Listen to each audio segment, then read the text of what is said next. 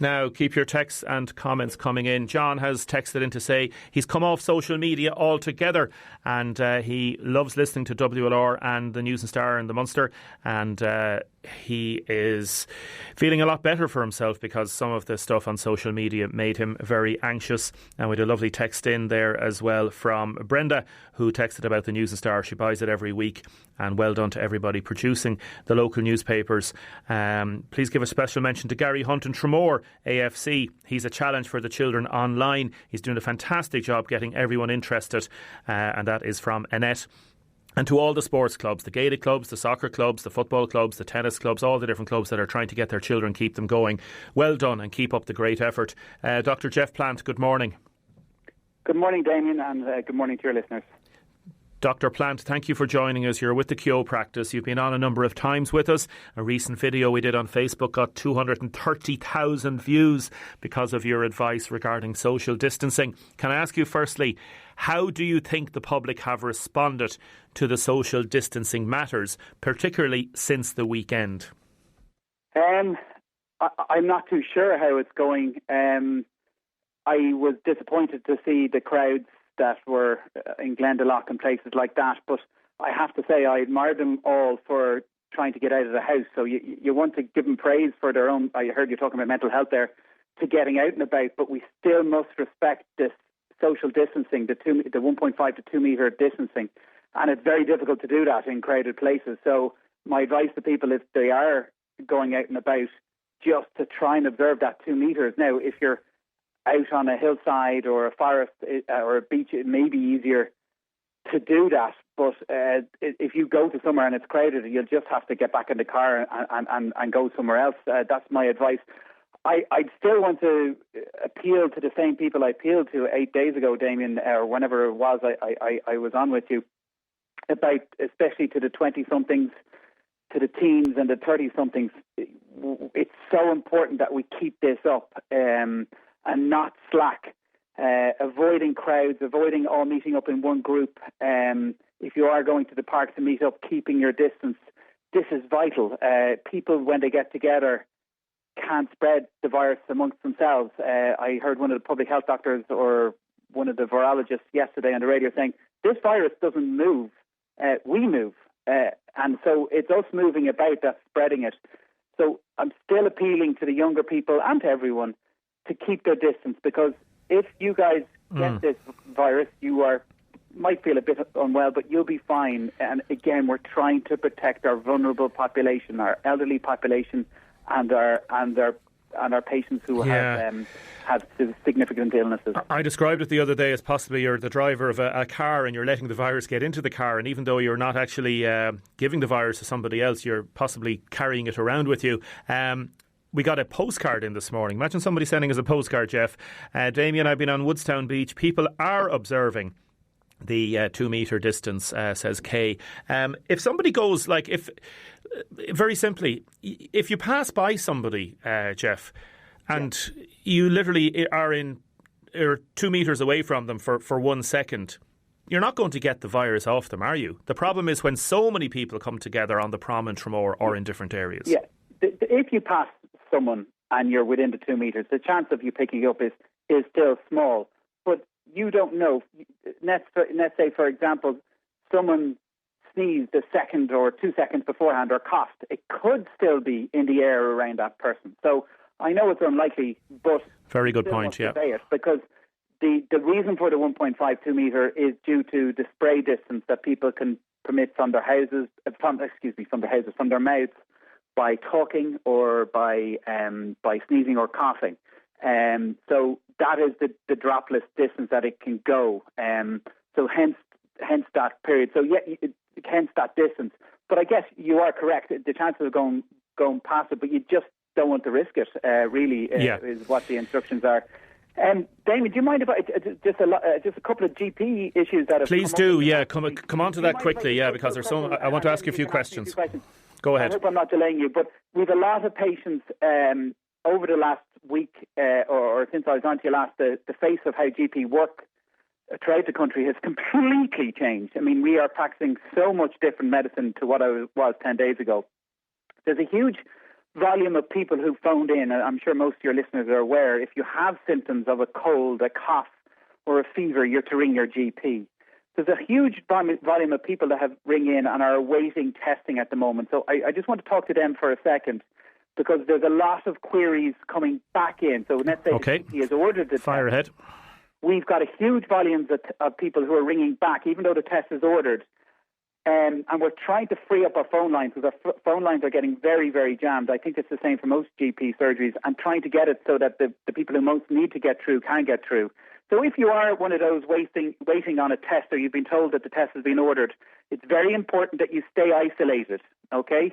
And you need to stay isolated in the house, and I gave out the website last week for instructions how to do it on the HPSC website. HSE also have good instructions about for you and your family on how to isolate, but you need to keep isolated until the test is done. Now, I understand the delays are quite long for the test. I have my own patients who are waiting 6-7 days now. We are under the impression that it is going to be speeding up, so hopefully it will. So, but a lot of people have ringed, I'm feeling fine now, can I go back? No, until you have so I'm speaking for the people who are waiting the test. Until you have a test and you've got the result that is negative, and you are at least 2 days fully symptom-free, you cannot move out of isolation, okay? That's important. We're getting a lot of phone calls. I'm feeling fine now. I'm thinking I'm going to go back to whatever. No, until you have a negative test and you're 2 days free of symptoms, okay? Try not to ring back the GP to find out about the test, because we don't know any more information than the person. So we're getting a lot of people ringing back, say, where am I on the list? We don't know. So we're just trying to keep our phone lines a little bit free. Do ring the GP back. If you are waiting, you become very short of breath. You've got very poor fluid intake. When I say short of breath, like walking up a hill or running up a hill short of breath, or persistent drowsiness, you will be contacted by the National Ambulance Service for the testing. They're the ones organising this. So keep your phone charged. Keep it on all the time. And if you are ringing the GP to say that you have these symptoms, and let's say you're not awaiting a test and you've developed the cold or flu, you're to ring your GP. It's very important to make sure you give us the correct phone number, because that's how the National Ambulance Service is arranging the test. Can I ask you a few very, very specific questions relating to this? Like a friend of mine, Stefan, texted in, his wife is waiting for a week now for a test. Yeah. Like, he's saying to me, should he go to the drive-through centre? You can't just go to the drive-through centre, can you? Absolutely not. But why is contacted and giving clear instructions on the phone about where and when you're to go. If you attend the But a week is a long time to be waiting, Geoff, isn't it? You're going to cause an absolute, disaster. So you're not to do that. But a week is a long time to be waiting. We originally thought it would be 3 to 4 days. Agree. I completely agree. But look, that's out of my control or your control. I understand that they're ramping it up. So hopefully we'll see that coming down soon. Okay, a question. Are polio survivors an at-risk group? Okay, a lot of questions are coming through about at-risk group, and again, they're kind of clogging up our phone lines.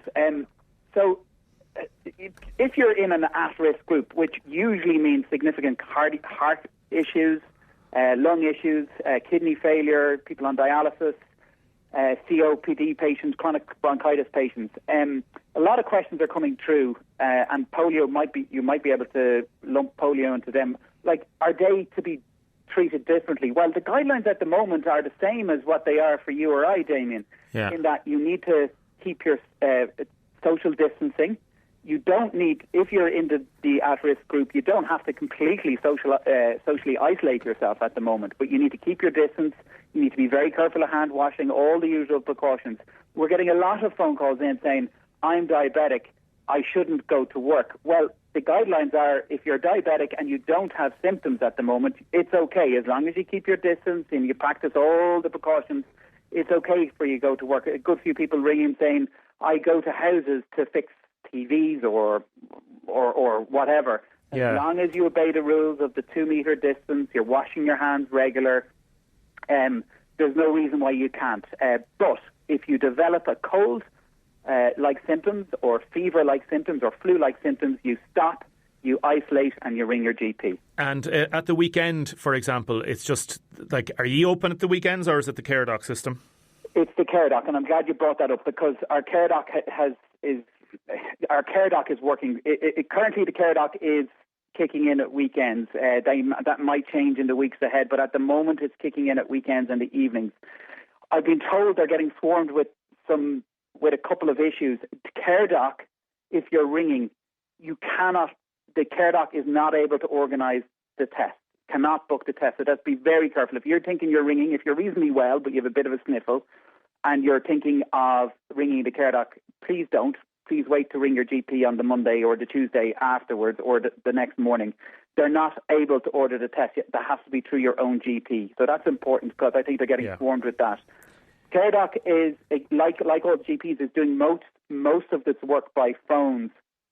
And they're getting swarmed with a couple of kind of trivial kind of queries about medications and stuff. So unless you're quite unwell, like I listed it before, so, very short of breath, you've got sudden onset bad chest pain, you're very drowsy, your fluid intake is poor, or you think it's an emergency, please try as best as possible to avoid Care Doc because they need to free up their lines for the urgent people who need to be assessed, and perhaps general queries about medications or repeat prescriptions or things that can wait to see your GP on the Monday or the next morning. I know you're under pressure. I want to ask you a few very specific questions. If you can give quick answers to it, great. Do face masks help protect you? In other words, if you don't have the virus, should you be wearing a face mask? Yeah, good question. The research throughout the world on face masks was clear before the outbreak of this that no, it doesn't protect you, unfortunately. It can protect others if you currently have a really bad cough or a sneeze now, you should be self-isolated at the moment. But I guess that could, in theory, protect others. But it really doesn't protect you from the virus can get around the mask and in. So no, it doesn't. Another caller, if you're waiting on a test, can you still go for a walk? You can, but you really need to be very careful. You keep So again, if you have the symptoms, exactly what you're saying. If you feel symptomatic, you should be self-isolating. You should be self-isolating. So the rules for social distancing are different to self-isolation. That's why I'd like to point people in the way of the HPSC website about self-isolation. You will see instructions about moving in the house if you have to and going out to your garden, going for a walk. They're much more stricter than the general rules. Just a quick other query that we got a lot of, Damien, and then I'll finish up, is we got a huge number of phone calls yesterday about respiratory packs and asthma packs. Okay. I don't know, this came out of the UK, so it's not an Irish-based thing at the moment because they're kind of doing things quite differently in terms of it's not as easy to access the testing there at the moment. So they're kind of asking asthmatics and people to prepare in case they can't get hold of a GP, but that's not the case here. I understand the ICGP and the Asthma Society will release something later today to clarify, but we got a huge volume of phone calls yesterday about this, about I'm ringing for my asthma pack or my bronchitis pack. That isn't an issue for us. If you feel your asthma is getting bad or you're getting a cough or fever that's new, you need to ring your GP. A very quick question, and this person doesn't imply that she's anyway symptomatic. She's just asking, is it safe for her to call to her dad and check on him? He's in his 80s, but she doesn't want to make him sick. Good question. As long as, first of all, the elderly people really do need to be very, I'd go beyond the kind of social distancing rules for the over 70s. They need to be somewhere half between quarantining themselves and social distancing. First of all, if she has symptoms of a cough or fever, absolutely no. If you can do your dealings with the elderly person through a window or through a door, all the better. But of course, that isn't practical for everyone. If you need to be in the same room, try and keep the 2 or even 3 metre distance if you can. But of course, I understand that's not, some elderly people actually need to physically be helped. Perhaps make sure you wash your hands, perhaps wear a pair of gloves, perhaps cover your mouth, or even ask the elderly person to cover their mouth while you're dealing with them. They're just some general tips I can give. OK, Dr. Geoff Plant, thank you for joining us this morning. Mind yourself to you and all your staff and family, OK? Thank you, Damien. Thank you. We'll talk to you again soon. A lot of texts and comments coming in. I will take those in a short while. Please keep your texts and comments coming in. Also, give me a break, GIMME, give me a break if you want to be in a chance to win the competition. Thank you very much, Kay, for sending in the postcard. Lovely to get a postcard. Haven't got a postcard for ages. Now, keep your texts and your comments coming. And a lot of people texting in about the wait for the test. Somebody's on an autoimmune disease, and if it takes a week to get tested and a further 2 to 3 days to find out, it is too long and it's causing a lot of stress. As you saw yesterday on a Facebook post and a Twitter post that we put up, there is a new testing centre that has been set up in the WIT Arena car park. That's due to get up and running later on today or tomorrow. They are planning on ramping up the testing as much as possible. Also, a lovely text from somebody regarding a piece I did regarding the Tooth Fairy last night, to say their little 7-year-old boy has jumped for joy knowing that the Tooth Fairy will survive no matter what restrictions are in place for travel. Now, what do you think about this? A TD, Fianna Fáil's James Lawless, is calling for it to be an offence to spit or to cough in somebody's face. Under the legislation, that is the 1997 statutes, Non-Offences Against a Person Act, it's an offence to spray, pour or put into a person any blood or bodily substance that may get a person to believe that they're become infected with a disease as a result. This follows on a TikTok thing where people are coughing into other people's faces. Horrendous thing to do, and it seems certain people are going out as a dare to do this. So let us know, please, what you think about that. 083 333 975. A paramedic has phoned in to say that GPs need to be doing more. They're wondering, are they following up appointments? And they don't have to be ringing, people shouldn't be ringing the ambulance service directly. Now, we are going to try to talk to some people that are stuck abroad. So it's William Barron, is it, William? Yeah, Barron. From Old Parish. And tell us about the family in Old Parish, William. Yeah, there's kind of a big family, I suppose. I've 2 brothers and 3 sisters. 1 older brother and 1 younger brother and 3 younger sisters. So nobody had messed with you in Old Parish anyway. No, there's a good spread of us there, I suppose. And are you in Sydney at the minute, William? You are? Yeah, we're in Sydney at the moment. We are. I was in New Zealand there with 6 months, working with a silage contractor, and my 2nd year doing it. Going over there, and we planned to do a month travelling in Australia. And we went to Melbourne first and met our friends there, and that's where I met Abby and that. And we stayed in Melbourne for a few days, and we went up then the east. We done the east coast from Cairns down to Brisbane. It's all along the coast basically, and it's a 20-hour drive, and it took us maybe about 11 or 12 days, and we done that and landed in Brisbane. And we stayed there for a few days and flew to Sydney then, but that's where the problem started. This started kind of last Friday. Everyone was kind of telling us that we need to come home and that, and we kind of went about it. We said, right, we're coming home. So we went online to get flights, and there was no flights available to go home to Sydney to Ireland, we'll call it. And we said, look, we can't really do much until they come up. But we got a flight then for Tuesday at 10:15, which would be tomorrow to us. And so we took that. So we flew to Sydney from Brisbane, but after 2 cancellations, so we're already after paying, we had to pay 3 times to get from Brisbane to Sydney.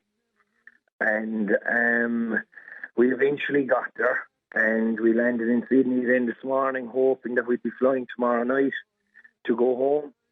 But we can't do that because the flight has been cancelled, basically. The flight has been cancelled, and I presume this is are you having to pay for all these flights? Like, this is horrendous amounts of money you're paying out.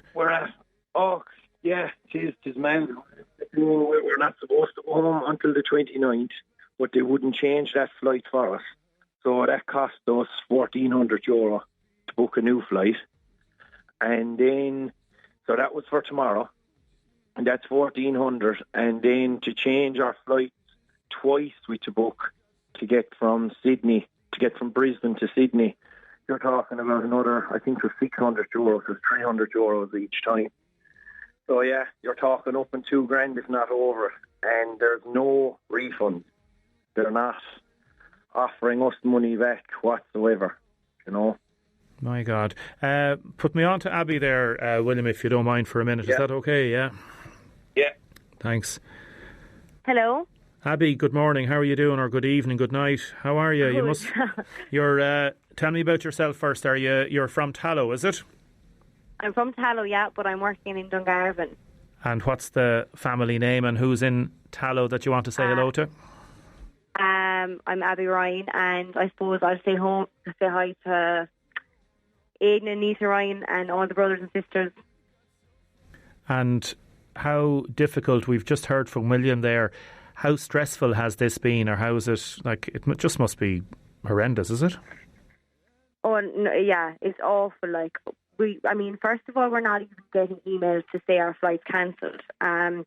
We're just keep checking our flight status, and it just kept coming up cancelled. So, yeah, 2 flights to Sydney cancelled. We only got our baggage allowance back. Can't do refunds, only vouchers.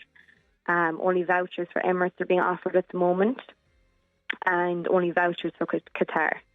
We're not going to be back over here anytime soon, flying anywhere.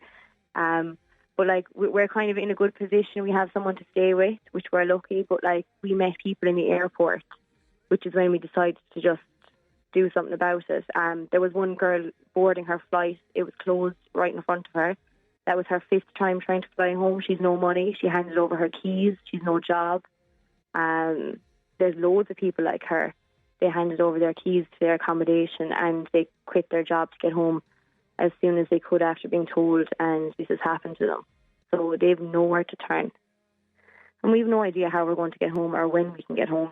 It's just, we rang the Irish Embassy. They don't know what to tell us. This morning when we rang them, it was like we were informing them about the flight. Now, they had no idea Emirates were after cancelling flights until we rang them. We were the first nearly on to them, the group of Irish we were with at the time in the airport. So there's just nothing in place for people. We made a WhatsApp group with the Irish that we were with. So obviously if people get stuck along the way, we'll just help each other. But apart from that, that's the only help we have. That is just crazy. Yeah. Crazy. And that's when I decided I'd put up a Facebook status, because I never ever would do that. So yeah. I was screw this now, something, so we need to raise some bit of awareness what's going on out here. And what has the Irish Embassy been of any assistance, and what have they said to you? Is there anybody saying anything positive to you? No. There's flight agents still offering flights, but we've been advised not to book another flight. We're down money as it is, and we need the money to be able to stay here, obviously. Refunds, which we were told at Emirates today, where we queued for 3 hours to just use a phone, and there was no person there at all to speak to. We rang them and they were selling flights for €5,000 first class each. We heard people ringing banks begging for loans. We were like, this is an absolute disgrace, taking advantage of people's situation. They were just so desperate. There was an old elderly woman, she was crying. I was like, this is just a joke. And there wasn't even someone you could speak to. You were dealing with a phone. It was just awful. I just felt so sorry for people. I knew we'd be okay to an extent, but it was awful taking advantage of people's situations like that. Yeah. Listen, we'll make a call here to the Irish Department of Foreign Affairs and see what the latest is and see what the situation is. And now they do have links sent out to us where we just register as being in Australia needing help.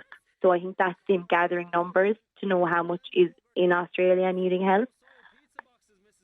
But we only have enough money for it to see us out for another week or two, and after that, I'm going to hopefully eventually start getting paid by the system at home. But I have no idea after that what's going to happen to us.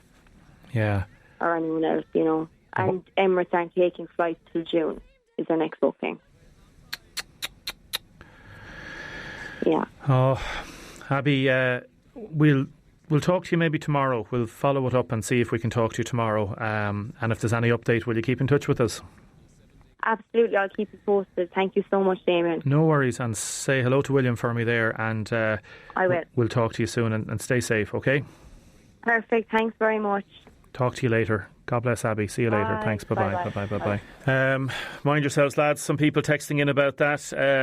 Should they be in quarantine if they do come back to Ireland? My understanding is that there will be a chance that they will be certainly asked to do that for 2 weeks in self-isolation. A lot of people texting in questions, medical questions, which I'm not going to ask because not going to answer because I'm not a doctor. You did hear what the doctor said. He said the HSE website. He said the HPSC website. For example, my daughter is waiting to be tested. Can I leave the house to go to the post office, for example? As he has said, and as a number of doctors have said repeatedly on the programme, we're going to have another professor on tomorrow. If you're not symptomatic, then you have to maintain that social distance, and that's what it's about. For example, somebody's texted in, is it right for a husband and wife to sleep together? I presume you're asking in relation to self-isolation rather than just in general. If it is in relation to self-isolation, the same thing would apply. If you're feeling bad, if you're feeling symptomatic, as we heard Mark earlier on, go into a spare room if there's a spare room, or go someplace that you are not going to be mixing with another person in the family. Keep your texts and comments coming in, and we want to wish anybody who is abroad. I'm going to try and talk to Louise Cusack later on today. It might be tomorrow. She's in New Zealand, and we're also going to try and talk to somebody in Britain now about the lockdown. Now, keep your texts and your comments coming through 083 3333 975. Text or WhatsApp, or you can call Audrey on 051 846 123. I think we've got Niall Power on the line from London. Good morning, Niall. Good morning. How are you? I'm good, thank you. I'm good. You're originally from Faith Leg, are you? Yeah, just near the golf club, right beside the golf club, actually, the Glen out there. Yes. I lived there all our lives, and my mum is still there, as are my two brothers live there, and my other brother lives in town. So, well, let's give your mum pretty local. Let's give your mum a special mention. What's your mum's name? Millie. Hello, Millie, this morning, and to your brothers and all the family. You're a business owner in London. Tell us about your business, please, Niall. Well, I was a business owner in London. I'm not sure what I am at the moment. Yeah. So it's been a terrible couple of weeks for the country as a whole, I suppose. Well, the world as a whole, maybe. So in the last couple of weeks, since Boris Johnson started putting in restrictions, people are constantly getting a little bit more worried all the time with the increase in the scale of it in Italy and Spain coming through. So people are understandably getting worried about what's good for them and what isn't. And obviously, so we own a cleaning business that predominantly looks after kind of high-end residential sector in North London. We do have some offices and communal areas in residential blocks as well that we do. So essentially, people are worried that obviously if we have a team going from house to house, they will bring with them virus. That's essentially what they're worried about. And so I suppose since this day last week, we started getting a trickle of customers suspending the service. Yeah. Excuse me. And so it's culminated in Boris Johnson's announcement last night to suspend all. Well, actually, what he said was, it's odd, the different interpretations, but he's basically said that he's suspending all non-essential travel, and then he defined essential travel as going to work. One of the points is going to and from work if that work can't be done from home. But the BBC seemed to have interpreted it as essential work. So it's a subtle difference, but it means a great deal to a great many people. So a lot of people, they have their own opinion on what's essential and what isn't. And because we're going in and cleaning people's homes and removing bacteria and viruses, we would see it as vital and essential. I know certainly some of our clients do. So the bottom line is we've lost probably, I'd say around 25% of our client base. When I say lost, it's temporary, I'm hoping. That's what they're all saying right now, but who knows for how long. And that's where we are. How will you be able to survive in terms of money, mortgage, finance, savings? Well, so us personally, we're in a pretty good situation, I suppose. So we set the business up 15 years ago, and it's been brilliant, really, for most of that time. I mean, Brexit certainly wasn't a good period for us, but we still managed to grow throughout the last 3 or 4 years of disruption. and I was on speaking to Julie Smith on your hot desk a number of times about the impact of that the Brexit thing was happening. So this all came from left field, I suppose. So I guess we're insulated insofar as we have savings, and we have our own home in North London, and who knows for how long we can go on for. Everyone is hoping, all businesses are hoping that things will return to normal within definitely 12 weeks at the kind of outset, and we're hoping that we can kind of keep things ticking over until then. So it's kind of hold your breath between now and then, and we'll see how we go. But yeah, so yeah, it's all up in the air, as you can imagine, with all businesses, not just here, but I'm sure at home in Ireland and Italy and everywhere else. Everyone is trying to get through it, and there's probably going to be a global recession afterwards. We'll cross that bridge when we get it. Yeah, and it's very difficult to know what's going to happen in places like London because of the way, I suppose, politics has interfered with health. And the original thing put out about like this herd immunity and all those issues, and how Boris Johnson has changed his and capitulated and moved left, right and centre. So certainly we're in, like, what's it like there this morning? What's the feeling like around Niall this morning? The lockdown has started. So driving to work, I don't usually leave for work till around 7:30 or so, but this morning was a particularly interesting day, so I said I better get in a bit earlier. So I was driving along around 6:30, I'd say, in the morning, and there were queues outside a couple of local supermarkets. There's a Lidl that's quite close to us, or is it an Aldi? I can never tell. Anyway, there's a queue outside. Everyone was a good metre, if not more, apart from each other, which I had never seen before. Usually they were congregating quite close to each other. So there's certainly observance going on. People are taking it way more seriously than they had been last week, that's for sure. There's a lot of people jogging on their own on the roads, I think, just to get out for I think they're allowed 1 hour of exercise a day now. So a lot of people still moving around, but you don't see anyone congregating anywhere. You see families, if you do see them, they're in cars or on bikes together. Yeah. So people are doing their best. The people, I've seen it said that people here in the UK have never known a situation where it was like a police state, whereas in Europe it's been, it's in living memory. It's not too distant a memory for those people, so they're a little bit more used to it, maybe in previously USSR countries as well. Yeah. In a minute, I'm going to be talking to. I think we've just lost Niall there on the line. I'm sorry about that. We may have just lost Niall. Julie, you might just contact Niall and just say, I'm sorry, we've lost him. I think we might have Christine on the line. Do we have Christine on the line? We do. Hi. Hiya, Christine. I'm good, thank you. I'm good. Sorry, we just lost Niall Power there a second ago. You've been holding on the line for the last few minutes. Thank you very much. Christine Coffey from Cappoquin. You've got the children there. Tell us about the family in Cappoquin, Christine. Well, I just have my little one, Clara.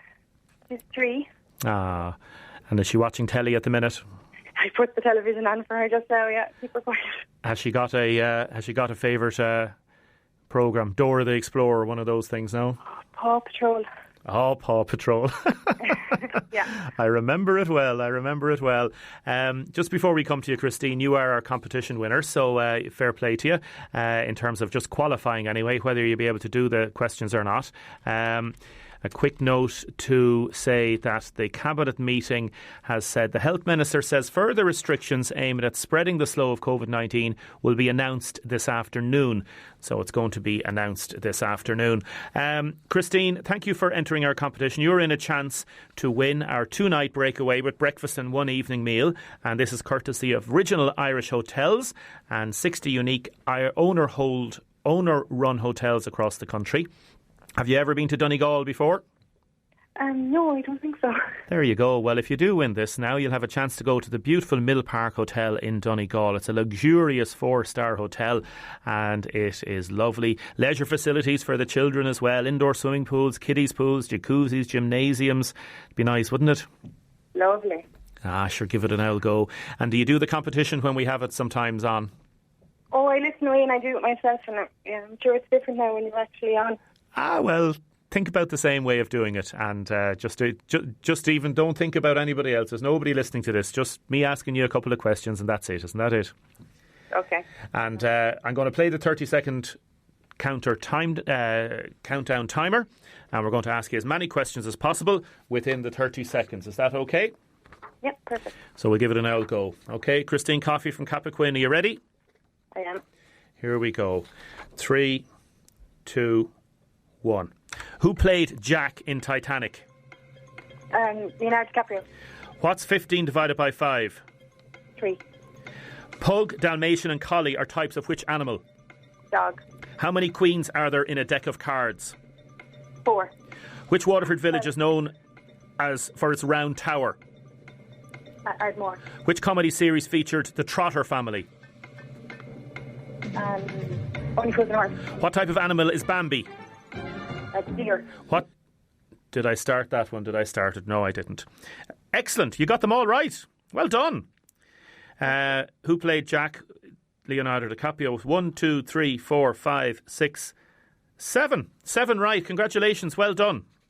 Okay, thank you. That was excellent. I think you are in the lead. Let me just check. I think we have... Yeah, we had 5 this morning. Roisin from Dunmore got 5 this morning, so 7. So that's the best we've had on the show so far. Well done. Okay, brilliant. Thanks very much. Okay, so you haven't won yet. There'll be another one on the show in the afternoon, and then Avian will have one this evening, and then if you do win, she'll give you a shout. Is that okay? Brilliant. Thanks, Amy. You're welcome, Christine. Do you want to say hello to anybody in Cappoquin or further afield? I don't know. I suppose I'm just listening to everything this morning, and I just think that we're still, whatever restrictions are going to be announced there now in a while, I don't know, but I have friends in Spain, and they live in apartment blocks. Yeah. They're in Victoria, and, there's just no going out. We don't, we have a lot of outdoor space. We have our gardens, and I just think we're very lucky for the most part, especially here in Waterford. Yeah, I think you're right. We underestimate sometimes the value of the little garden or the big garden, or just to be able to get out at all, don't we? Absolutely. And is your feeling that people are generally observing it, like going around Cappoquin and stuff like that, or people sort of keeping that distance and all that? I myself actually haven't been out really, because I would be in a risk category, and so was my daughter. Oh. But we did go in the car yesterday, so I got to see a little bit of the outside world, and yeah, saw everybody observing the appropriate distances and everything. Yeah. Very good. Listen, Christine, mind yourself and your daughter, and take care. And okay, thanks very much. I'll let you get back to Paw Patrol. Thanks a million. All right, take care. See you, Christine. Thanks very much, Christine Coffey there from Cappoquin. Speaking of cars, a texter in. Young men going to work and sharing car space for travelling. I think it's a good idea in ordinary times, but not at the moment, especially if one develops some symptoms, not realising it at the time they're travelling, still travelling together. From a worried listener, what do our listeners think? I think you're right. I don't think car sharing at present would be a good idea. That would be my personal view about it. Damien, I'm a pharmaceutical ref. I travel a lot around Ireland. I still see mostly groups of teenagers, possibly in groups of 10 or more, hanging about. Why are the stupid parents, or where are the stupid parents at a time like this? That is in from Jim in Cork. Keep your texts and your comments coming in. 083 3333 975. Now again, another shout out. Any questions for the Citizens Information Advice Centre? They're going to be coming on tomorrow after 11 o'clock. Any questions regarding human relation matters, and there's work matters, social welfare matters, text us in please, and we'll have them tomorrow. Damien, why are again people blaming teenagers all the time? The thousands that went to the beaches last weekend were not teenagers, nor were the 30,000 idiots that went to Cheltenham. My teenager hasn't left the house since the schools closed. Very important point, and thank you very, very much for sending us in that text. Other people texting in. Connor's texted in about, Damien, there's hundreds of bed spaces and houses available between now and June and July in Waterford. They could be given to frontline staff in Waterford, which will be more likely if they have to self-isolate between shifts. I know a few of the landlords who gladly give houses for free of charge to these staff, and maybe you could put it out there and let people talk about it. Connor, very good suggestions, and we'll see what they say. Keep your texts and comments coming in. We've had some lovely texts about their favourite people's song from the movie Pretty Woman. 30 years ago this week it went into the movie screens. What were you doing in 1990? So just to end the show, we are going to give you a lovely blast of Pretty Woman by Roy Orbison. Thank you very much, Julie, for producing. Andy is up next. Thank you, Sinead, and all the news team. Stay safe, maintain your social distance and wash your hands.